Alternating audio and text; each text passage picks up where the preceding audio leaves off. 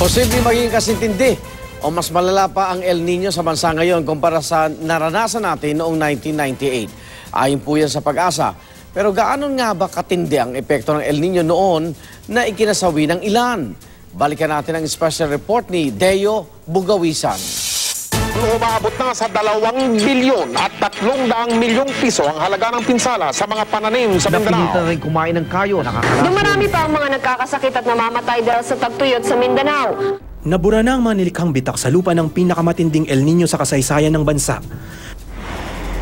Pero hindi sa buhay at alaala ng mga magsasaking ito sa Coronadal, South Cotabato, isa sa mga lugar na nagtamo noon ng pinakamalaking pinsala. Sobra pong nahirapan po sa amin si Papa sa pagpapaaral po. Yung iba po sa amin, huminto. Sa isang kainan po, kumakain lang muna kami ng saging. Baon sa utang, walang makain.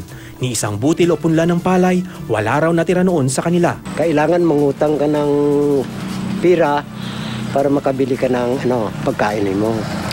Tigutom noong 1998 po. Nakaranas kami ng tigutom.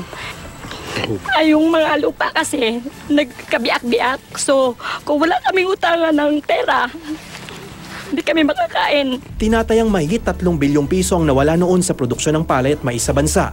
Ilan pang mahalagang pananim na apektuhan. Mahigit 7 bilyong piso naman ang nalugi sa sektor ng pangingisda.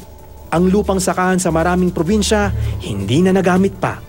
Pero di lamang sektor ng agrikultura ang pinadapa ng El Nino noon. 72 patay sa mga dahilang may kinalaman sa nangyaring tagtuyot. Mahigit 9,000 ektarya ng gubat nasunog sa tindi ng init.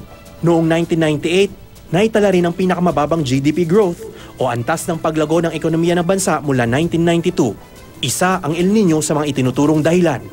Ngayon, naniniwala ang lokal na pamahalaan ng Coronadal na mas handa na sila para sa paparating na El Nino. Yes, we learn na kailangan talaga yung meron kang massive information dissemination campaigns. We plan to have rice and corn seeds na pwede naming ibigay sa farmer.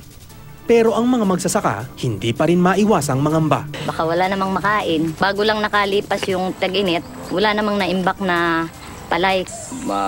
Mag-pray na lang kami sa Panginoon na mag-pray at saka magsikap din kami para kahit paano po malabanan po namin yung paparating ni El Nino. Deo Bugawisan, GMA News.